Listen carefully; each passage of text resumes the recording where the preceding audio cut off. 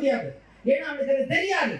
ஆனால் இங்க ஏன் பேசுறேன்னா, நீங்கள் ஏதோ எல்லோரும் உயர்ந்த படிப்பை படித்துக் கொண்டிருக்கிறார்கள், உயர்ந்த நாகரிகத்தோடு கைகோர்த்துக் கொண்டிருக்கிறார்கள், உயர்ந்த இடத்தில் இருந்து கொண்டிருக்கிறார்கள். விவசாயத்து கல்லூரியில் படித்து நாம் நாளைக்கு எப்படி இருக்க போறோமோ என்று கொஞ்சம் அச்சம் இருந்துச்சுனால் அதை இந்த நிமிடம் இந்த நொடி தூக்கி எறியுங்கள். இந்த உலகம் உங்கள் காலடியை தேடி வரப்போகிறார். உங்கள் காலடியை தேடி வரப்போகிறார். அமெரிக்காவில் மட்டும் இல்லைங்க, ஏறத்தாழ உலகத்தில் 164 நாடுகள் தமிழர்கள் வாழ்றார்கள். எல்லாரும் ஓடி போய் காசு பணத்துக்காக சொந்தத்துக்கு வசதிக்காண்டி ஓடுனாங்க. ஓடுனவங்களாம் இப்ப என்ன செய்யறான், உள்ளூர்ல சொந்த ஊர்ல ஒரு காணி நிலம் வேணும்னு தேடி வந்துட்டு இருக்கிறான். என்னதான் இருந்தாலும் கவலை இல்லாம கண்மூடி படுக்கும் போது எனக்கு அலாரம் சத்தம் கேட்காது, விடிஞ்சால் வேலைக்கு போக வேண்டிய அவசியம் இல்லை, இன்று என் மண்ணில் தூங்கிக் கொண்டிருக்கிறேன், இந்த மாசம் இந்த வாரம் எனக்கு வாடகை கொடுக்க வேண்டியதில்லை, நான் என் வயக்காட்டுக்கு தனது போவதற்கு என் கால்களுக்கு டீசல் போடுவதற்கு தேவையில்லை என்று சுதந்திரமாக ஒரு மனிதன் கைத்துக்கட்டில படித்து எழுந்திருக்கும் போது ஒரு சுகம் இருக்கலையா? அது அங்க போய் ஏசியில படுத்து தூங்கி போட்டு அந்த வெளியில வரும்போது அந்த ஏசிக்கு காசு கட்டணும்னு நினைக்கும் போது வலிக்கும் உள்ள ஒரு வழி, அதுல எவ்வளவு நோய் வரும்னு தெரியும் உள்ள ஒரு வழி, அந்த நோய்க்கு எவ்வளவு மருந்து வாங்கணும்னு தெரியும் உள்ள ஒரு வழி, அந்த வழியெல்லாம் பார்க்கும்போதுதான் ஆகா இயற்கையை துடைத்து விட்டு எங்கோ ஓடி வந்து விட்டோம். ஆனால் மறுபடியும் திரும்ப நம்புறீங்களா இல்லையா? உங்க பெருமைக்கு பேசல, எனக்கு தெரிஞ்சு ஏறத்தாழ ஒரு 100 நண்பர்கள் அமெரிக்காவில் இருந்து சொந்த ஊர்ல உறவுகளே இல்லைன்னா கூட பரவாயில்லை, ஒரு காணி நிலம் வேண்டும் என்று வாங்கி போட்டு என்னால் விவசாயம் பண்ண முடியாது, விவசாயம் பண்ணுவதற்கு இன்றைக்கு எந்திரங்களை, என ஆடு மாடு இல்லை, வேலை பார்க்கறதுக்கு ஆள் இல்லை, ஆனால் எந்திரங்களை, உழுகிற எந்திரங்களை, நடுகிற எந்திரங்களை, களைப்பறிக்கிற எந்திரங்களை வாங்கி போட்டுக்கொண்டு நிர்வாகம் செய்து கொண்டிருக்கிறார்கள். ஏன் இதை சொல்றேன்னா, உலகம் இன்றைக்கு நாளைக்கு தலை நிமிர்ந்து நிற்க வேண்டும் என்றால் விவசாயத்தை தவிர இந்த உலகத்தில் எவனாலும் எதையும் காப்பாற்றவே முடியாது. அந்த ஒரு பாக்கியத்தை இந்த கல்லூரி உங்களுக்கு கொடுத்திருக்கிறார். நீங்க அவசரமா படிச்சுட்டு வெளியில போறது இல்லை. ஒன்னே ஒன்று அடிக்கடி சொல்லுவேன், ஒவ்வொரு கல்லூரி மேடையிலும் நான் சொல்லுவேன், மரம் கிளைக்குழியில் அமர்ந்து மகிழ்ந்து குழாவி கொஞ்சம் பறவைகள் வேட்டி சத்தம் கேட்ட பிறகு விலகி ஓடும் பொழுது திசை தெரியாமல் ஓடுகிறதே, ஐயோ பாவம், யார் அவர்களை அமைதியை, காதலை, அவர்களுடைய அன்பை கெடுத்தது என்று ஒரு கவிதை எழுதியிருப்பேன். நண்பர்களே, இப்பயும் சொல்றேன், இந்த வளாகத்தை விட்டு நீங்க வெளியில போனீங்கன்னு வச்சுக்கன்னா, எங்க போறீங்க, ஏன் போறீங்கன்னு தெரியாது. உங்களுடைய அத்தனை திறன்களையும் இந்த வளாகத்துக்குள் நீங்கள் மறுபடியும் மறுபரிசீலனை செய்ய தொடங்குங்கள். ஏன்னா இப்படி ஒரு மேடை போட்டு கொடுக்க எனக்கு ஆள் இல்லை. படிக்கிற காலத்துல இன்னைக்கு 3000 பாட்டு எழுதிட்டேன்னு நீங்க உங்க காணொலியில சொல்றீங்கன்னா, இந்த மாதிரி ஒரு கல்லூரி, இந்த மாதிரி ஒரு பேராசிரியர் மக்கள், இப்படி ஒரு அழகான மேடு விழா, இப்படியெல்லாம் நான் கவிதை எழுதுகிற காலத்துல கிடைச்சிருச்சுன்னா 3000 பாட்டுக்கு பதிலாக 6000 பாட்டு எழுதி முடிச்சிருக்கேன். அன்னைக்கு எனக்கு வழி இல்லை. ஆனால் எனக்கு கிடைக்காத என் தலைவர்களுக்கு கிடைக்கணும் இல்லை, அவளுக்கு கிடைக்கக்கூடாதுன்னு நினைக்கிறது இல்லை. இன்னைக்கு வந்து பெருமையா பார்க்குறேன். ஆனா ஒரு பக்கம் நான் சந்தோஷமா இருக்கேன், படிச்சிருந்தா ஒரு காலேஜில் தான் படிச்சிருக்கேன். ஆனா இன்னைக்கு என் தமிழ், என்னுடைய இலக்கியம், என் சினிமா, என் திமிர், என் தன்னம்பிக்கை திமிர் என்பது எப்போதுமே வந்து தப்பானது இல்லை. நான் அடிக்கடி சொல்லி நண்பர்களே, நான் என்பதற்கும் தான் என்பதற்கு வித்தியாசம் இருக்கிறது. தவறாக சில கருத்துக்கள் இங்கே பரப்பப்பட்டுக் கொண்டிருக்கிறது. நான் என்பது எப்போதும் தலக்கணம் இல்லை, அது தன்னம்பிக்கையின் வேர். தமிழ்ல கூட தான் என்றுதான் வார்த்தை இருக்கிறதே தவிர, தனக்கு என்றுதான் வார்த்தை இருக்கிறதே தவிர நனக்கு என்று இல்லை. நான் என்று சொல்லி பேசுங்கள், அதுதான் உங்கள் தன்னம்பிக்கையுடைய ஆணிவே. அதனாலதான் அந்த நானும் இல்லையா, இது எல்லாமே என்ன செய்யணும், இன்னைக்கு ஒட்டு மொத்தமா இந்த இடத்துல நான் நிக்கிறதுக்கான காரணத்தை இந்த திமிர் எனக்கு கொடுத்திருக்கேன். இவ்வளவு தூரம் ஓடி வந்திருக்கிறேன், எவ்வளவு தூரம் ஓட முடியும் பார்க்கிறேன். ஆனால் வெளியில போனதுக்கு பிறகுதான் இருக்கு எவ்வளவு போராட்டங்களை அனுபவிக்கிறீர்கள். ஏன் இதை நான் சொல்றேன்னா, கல்லூரி வளாகம் என்பதும், கல்லூரி காலம் என்பதும், இளமை என்பதும், படிப்பு காலம் என்பதும் பிரமாதமான ஒரு காலம். இப்ப தெரியவே தெரியாது உங்களுக்கு. ஆனால் வெளியில போகும்போது இதோட அறிவை தெரியும். நான் நிறைய இடத்துல சொல்றது என்னன்னா, கண்டிப்பாக இந்த கல்லூரிக்கு பிறகு நீங்க வெளியில போகும்போது போகிற போக்குல எவ்வளவு வேகமா நீங்க போனாலும், நீங்க இருசக்கர வாகனத்துல போனாலும் அல்லது நீங்க வந்து 4 சக்கர வாகனத்துல போனாலும், இது நான் படித்த கல்லூரி என்று நீங்கள் திரும்பி பார்த்தால் இந்த கல்லூரிக்கும் உங்களுக்கும் ஒரு நல்ல உறவு இருந்திருக்கிறது என்றார். திரும்பி பார்க்காமலே போனீர்கள் என்றால் இந்த உறவை நீங்கள் எங்கேயோ நீங்க மிஸ் பண்ணிருக்கீங்கன்னு இருக்கும். நான் அடிக்கடி சொல்லுவேன், ஒரு வாத்தியாரை பார்த்தா வணக்கம் வைக்கணும்னு தோணுச்சுன்னா நான் நல்லா படிச்சிருக்கேன்னு இருக்கும், அவர் நல்லா சொல்லி கொடுத்துருக்காருன்னு இருக்கும். பார்த்த உடனே விலகிட்டு போகணும்னு நினைச்சுன்னா நம்ம எங்கேயோ தப்பு பண்ணிருக்கோம்னு இருக்கும். என்னை பொறுத்தவரைக்கும் இந்த வளாகத்தில் இருக்கிற அத்தனை மாணவ மாணவிகளும் எங்கு போனாலும் இது என் கல்லூரி என்று நீங்கள் திமிரோடு சொல்லுகிற அந்த மிகப்பெரிய ஆளுமையைத்தான் இங்கிருந்து கற்றுக்கொண்டு போக வேண்டும் நான் நினைக்கிறேன். எனக்கு எல்லாம் கிடைக்காது. நான் ஒவ்வொரு பள்ளிக்கூடமா தேடி அலைகிறேன், ஒவ்வொரு வாத்தியாரா தேடி அலைகிறேன். ஏன்னா அவர்களுக்கெல்லாம் போய் நன்றி சொல்ல வேண்டியிருக்கிறது. அவங்ககிட்ட தான் இதை கற்றுக்கிட்டோம், இதை சொல்லணுமே, இதை போகணுமேன்னு சொல்லிட்டு போயிருக்கோம். ஆனால் இன்றைக்கு அதெல்லாம் கிடைக்குமா கிடைக்காதுன்னு தெரியாது. நம்ம நினைச்சுக்கிட்டு இருக்கோம், கம்ப்யூட்டர் கையில வந்துருச்சு, கணிப்பொறி கையில வந்துருச்சு, விஞ்ஞானம் கையில வந்துருச்சு, சயின்ஸ் வந்துருச்சு, எதை வேணாலும் இங்க பண்ணிடலான்ட்டு. அது இல்லவே இல்லை. வாழ்க்கை என்பது நாம எங்க இருந்தாலும் சரி, நம் கல்ச்சர்ல இருந்து கலாச்சாரத்துல இது தொடங்குகிறது நண்பர்களே. அதை தான் நான் மீண்டும் இங்கே பதிவு செய்து கொண்டிருக்கிறேன். இந்த விவசாய கல்லூரியிலிருந்து ஐயா ரத்னம் ஐயா கனவு கண்டது போல இங்கிருந்து யாராவது ஒரு ஐஏஎஸ் வந்துட்டீங்கன்னா அது இந்த கல்லூரிக்கு கிடைச்ச வெற்றி. என் மகன் என் மகள் என்று பேர் சொல்லுகிற இடமாக இங்கிருந்து ஒரு ஐஏஎஸ் ஐபிஎஸ் அல்லது மக்கள் சேவைக்கானது. இங்கிருந்து நான் அரசியல்வாதி கூட வரலாம், தப்பே இல்லை. ஆனா நல்ல அரசியல்வாதியா வாங்க, அரசியல் பேசுவது தப்பா இல்ல, அரசியல் எல்லாருக்கும் தெரிஞ்சிருக்கணும். அப்படி நம்ம ஒரு காலகட்டத்தில் அறிஞர் அண்ணாவும் கலைஞர்கள் திமுக கட்சிக்காரங்க இல்லை, ஆனால் அவர்கள் அரசியல் மேடைகளில் பேசிய தமிழை நினைவுபடுத்த வேண்டியிருக்கிறது. அதுக்காக சொல்லி ஏன்னா அவர்கள் அன்றைக்கு அரசியலுக்குள்ள இலக்கியத்தை வைத்தார்கள். இலக்கியத்தில் 4 மணி நேரம் பேசினார்கள், அரசியல் மேடையில் 4 மணி நேரம் பேசினால் 3.5 மணி நேரம் இலக்கியம் பேசுவார்கள், புராணம் பேசுவார்கள், இதிகாசம் பேசுவார்கள், வரலாறை பேசுவார்கள், அண்டை நாடுகளுடைய சரித்திரத்தை பேசுவார்கள். கடைசி 1/2 மணி நேரத்தில் அரசியலை கொண்டாந்து 2ஐயும் அழகா முடிச்சு போட்டுட்டு போவாங்க. அதை கேட்பதற்கு, அதை கேட்டு வளர்ந்த பிள்ளைகள் தான் இன்றைக்கு ஒரு மிகப்பெரிய இலக்கியவாதிகளாக இந்த மண்ணில் இருந்து கொண்டிருக்கிறார்கள். படிப்போடு சேர்த்து அரசியல் உங்களுக்கு தேவைப்படுகிறது, இலக்கியம் தேவைப்படுகிறது. பேசாமல் இருக்கிறாங்க, படிச்சுக்கிட்டே இருக்கு. ஏன்னா நீங்க வெளியில போயிட்டீங்க, அந்த வளாகத்தை விட்டு வெளியில போயிட்டீங்கன்னா வேற உலகம். அதுவும் பெண்களை பொறுத்த வரைக்கும் இன்னும் சொல்ல போனா இந்த மேடையில கூட இன்னைக்கு அதிகமாக மேடையில் ஏறி தன்னுடைய தனித்திறமையை காட்டுபவர்கள் பெண்கள் தான் அதிகம் இருப்பீர்கள். ஆனால் இந்த வளாகத்தை விட்டு வெளியே போன பிறகு அந்த பெண்கள் எங்கே போகிறார்கள் என்று தெரியவில்லை. அம்மாக்களாய் அக்காக்களாய் தங்கைகளாய் எங்கே பிரிந்து போகிறார்கள் என்று தெரியவில்லை. நான் அடிக்கடி சொல்லுவேன், 33% இடஒதுக்கீடெல்லாம் எங்கள் பெண்களுக்கு நீங்கள் தர வேண்டாம், ஆண்களிடமிருந்து 1% சுதந்திரத்தை கொடுங்கள், அவர்கள் 100% சுதந்திரத்தை இடஒதுக்கீடு பெற்றுக் கொள்வார்கள். அந்த சுதந்திரம் 33 வேண்டாம். நான் சுதந்திரமாக இருக்கும் பொழுது என்னால் 100% இடஒதுக்கீடை பெற்றுக் கொள்ள முடியும் என்கின்ற மிகப்பெரிய ஆளுமை எங்கள் பெண்களிடம் உள்ள என்பதை அழுத்தமாக சொல்லிக் கொண்டிருக்கேன். இன்னும் கூட சொல்லுவேன், எல்லாருமே கல்லூரிக்குள்ள எல்லாம் வேணும், காதல் வேணும், ஊழல் வேணும், கூடல் வேணும், கோபம் வேணும், சண்டை வேணும், பிரிவு வேணும், அழுகை வேணும், கண்ணீர் வேணும். எல்லாவற்றையும் இங்கேதான் கொட்டி தீர்த்து கற்றுக்கொண்டு வெளியில போய் விதைக்க முடியும். எதுவும் தப்பில்லை. ஆனா காதல் எப்படி தெரியுமா இருக்கணும்? பயமோ காம உணர்ச்சிக்குள்ளே சிக்கி சத்து போக கூடாது. எப்படி தெரியுமா நம்ம ஒரு நம்பிக்கை கொடுக்கிறோம். காதல் மாபெரும் நம்பிக்கையை ஒரு பெண்ணுக்கு கொடுக்கணும், மாபெரும் நம்பிக்கை ஒரு ஆணுக்கு கொடுக்கணும். இவன் கூட இருக்கும் பொழுது நமக்கு எந்த பயமும் இல்லைன்னு சொல்லி நம்பிக்கை வரணும். ஆணும் பெண்ணும் எங்க தெரியும் நிரூபணமாகிறார்கள்.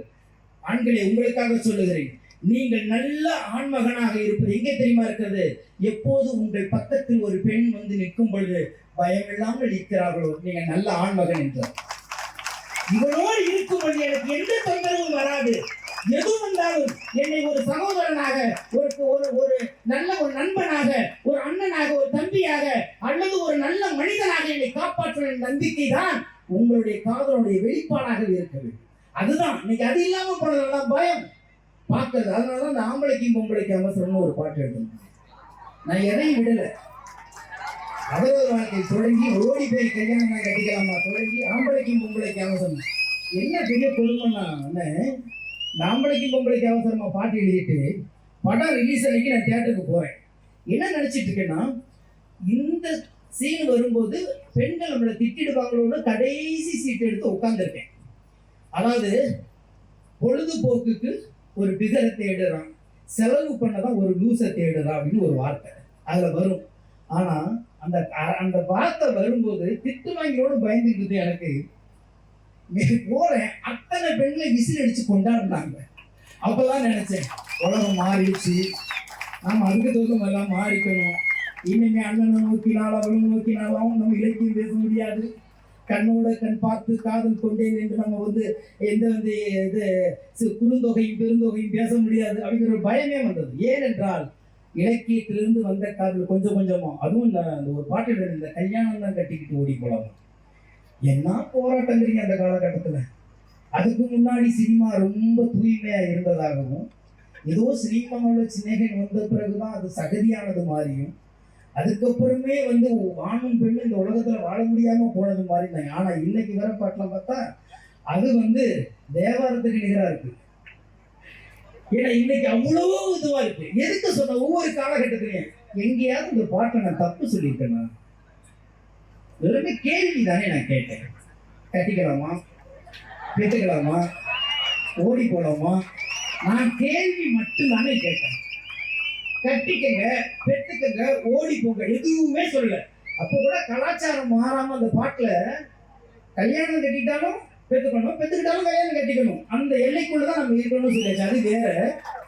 அந்த பெண்ணு எதுக்கு சொல்லுவாங்கன்னா, அந்த பெண் ஒரு நான்வெஜ் சாப்பிடாத ஒரு பெண்ணு, பிராமண பெண்ணு. இவன் நான்வெஜ் சாப்பிட்றாங்க. இந்த நான்வெஜ்ல என்ன கேட்டாலும் வெஜிடேரியன் அதுக்கு இருக்கு, இயற்கை இணையான ஒரு உணவை சொல்லிக்கிட்டே இருப்பான். எங்கேயுமே கலாச்சாரம் அங்கேயும் மீறல. நீ உனக்கு பிடிச்ச ருசி தானே நான் வச்சு தரேன், ஆனா எனக்கு உனக்கு வந்து சூப்பு வேணுமா, அது வேண்டாம், நான் மிளகு இருக்க சமைச்சு தரேன். இப்படி ஒண்ணு ஒண்ணா போயிட்டு இருக்கும். எதுக்கு இதை சொல்றேன்னா, படைப்பது என்பது யாராலும் வேணாலும் என்ன வேணாலும் சமைச்சிடலாம். ஆனா இந்த சமூகத்தின் மீது ஒரு பொறுப்பு இருக்கும். இத்தனை வருடம் கழித்து, ஏறத்தாழ 22 வருடம் கழித்து அந்த பாட்டை மறுபடியும் சொல்லும்போது நீங்கள் கைத்தட்டுகிறீர்கள் என்றால், ஒரு படைப்பு என்பது எவ்வளவு ஆழமாக பதிந்து இருக்கும். அதை படைப்பதற்கு முன்பு நான் என்ன யோசித்திருக்கேன், யோசிச்சு பாருங்க. அவரவர் வாழ்க்கை எழுதுனேன், எல்லாரும் பிடிச்சிங்க. ஆனா எனக்கு பிடிச்சது இந்த வளாகத்தை வந்து பார்த்த போது அவரவர் வாழ்க்கையை விட அதை இன்னொரு பாட்டு எழுதுனேன். அதாவது பெருசா கிட்ட ஆகவே இல்லை.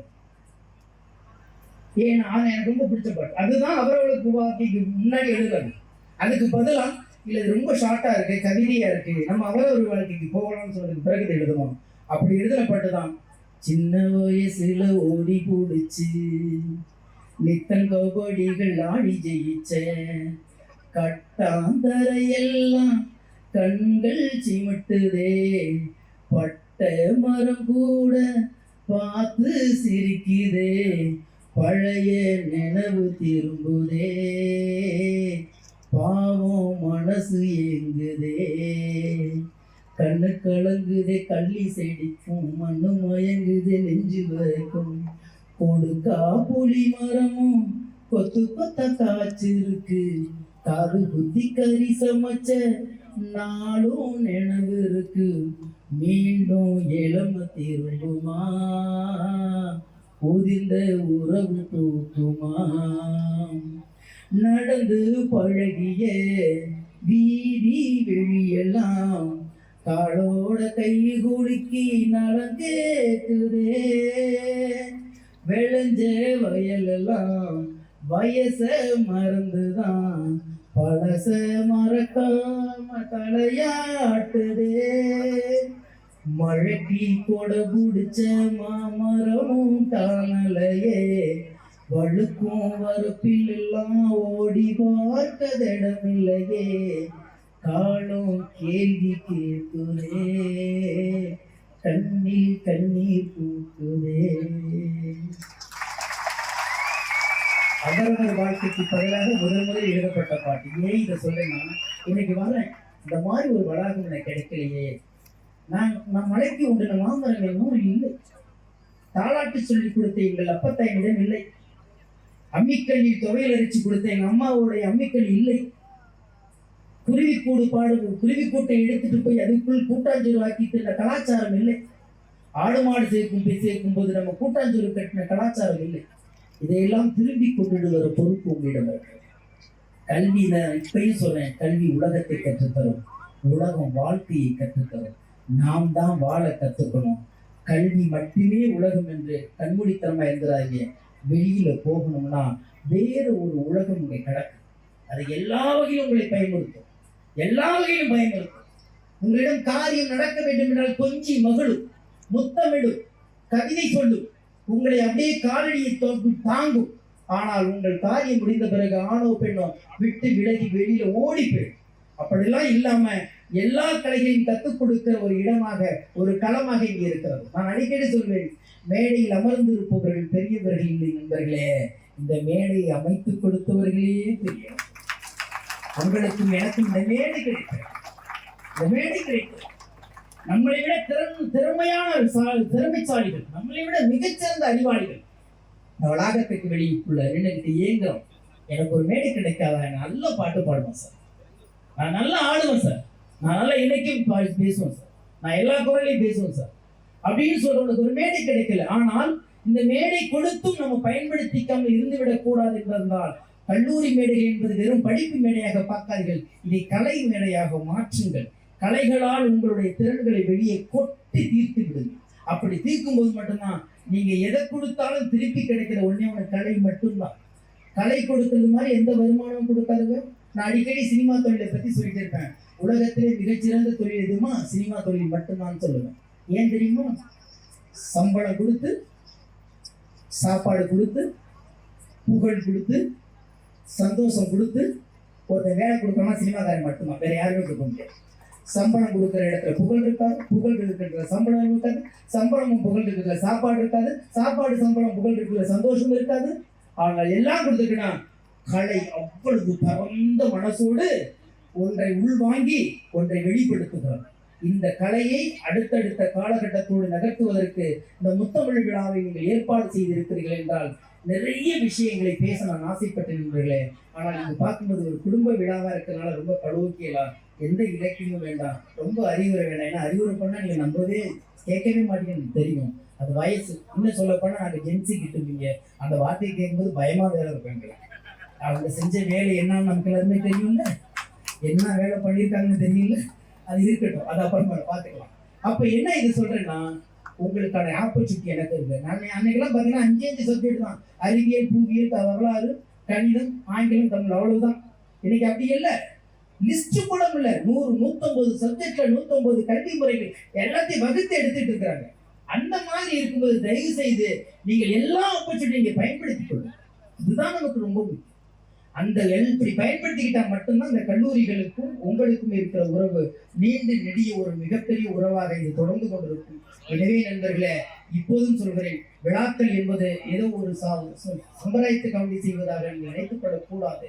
விழாக்களின் மூலம்தான் நம் கலாச்சாரத்தை, நம்மளுடைய பண்பாட்டை, நம்மளுடைய தனித்திறமைகளை மீண்டும் மீண்டும் மீட்டெடுக்கிற ஒரு களமாக இது அமைந்து கொண்டிருக்கிறது. இந்த மாதிரி களங்களை நீங்கள் பயன்படுத்திக் கொள்ளுங்கள். உண்மையில் இன்றை முழுதாக வாழாதவனுக்கு நாளைக்கு இடம் கொடுப்பது இல்லை வாழ்க்கை. இன்றைய வாழ கற்றுக் கொள்ளுங்கள். இல்லாததற்காக நீங்கள் ஆசைப்படாதீர்கள், இருப்பதை விடுங்கள்.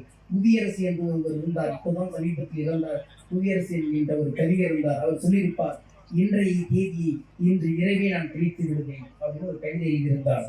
இன்றைய சுமந்து கொண்டு நாளைக்கு பயணம் பண்ண எனக்கு விருப்பம் இல்லை. எனவால் இன்றையே நான் வாழ்ந்து விடுவேன் என்ற சபதத்தோடு ஒவ்வொரு நாளையும் நீங்கள் கழிக்க வேண்டும் என்று சொல்லி நன்றி, வணக்கம்.